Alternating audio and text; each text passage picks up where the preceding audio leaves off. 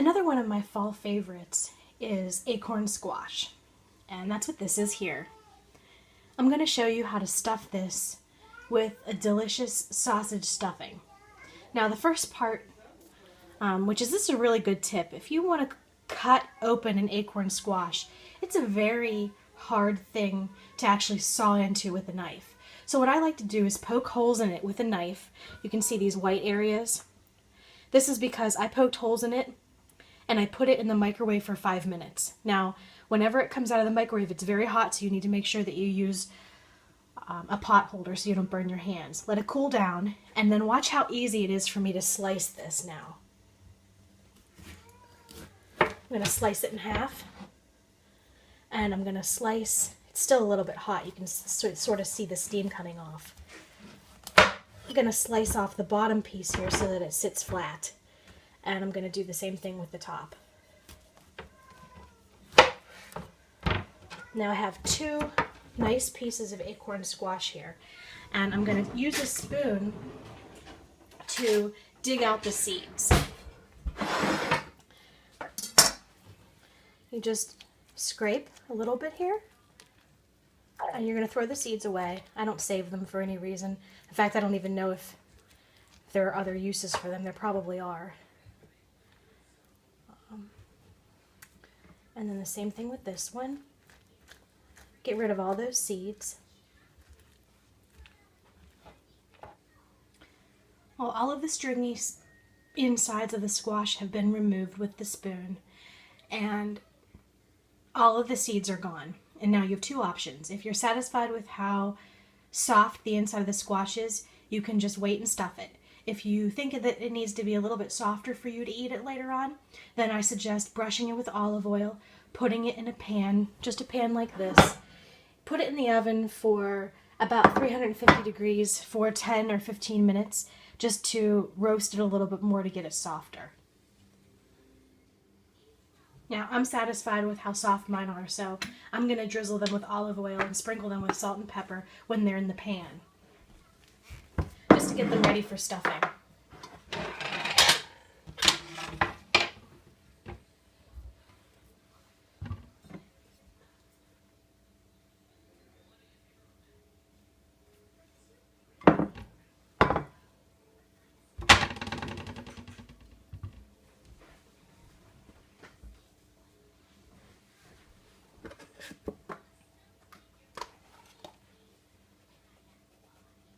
Put some pepper in my hand, put some salt in my hand, mix it all around, and then just sprinkle. Just give these squash a little extra flavor. So this is how we're going to make the filling. We're going to start with 3 cups of torn bread. You can use whole wheat bread, white bread. I just use what I have. Then I have half a cup of onions that are chopped, half a cup of celery, half a cup of chicken broth, and then I have some parsley and some sage in there. Over here I'm going to start to brown, or I've started to brown my sausage. And to it I'm going to add the onions and the celery.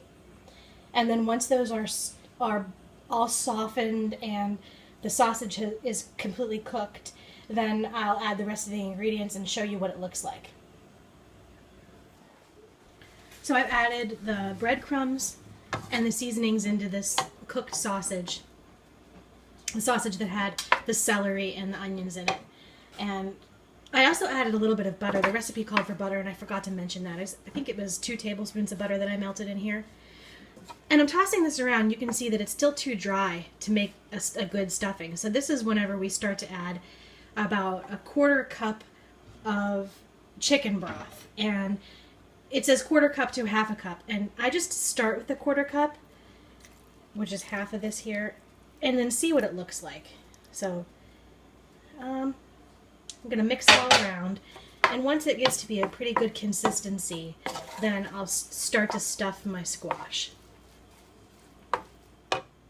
Stuffing the actual squash is quite easy. I like to use a measuring cup just as a scooper and start just smushing it all in. Now if you have any leftover stuffing, You can bake it alongside the squash here. And it is absolutely delicious. I do not suggest wasting any of that stuffing because it's so good. You can just see that I'm pushing it down in there.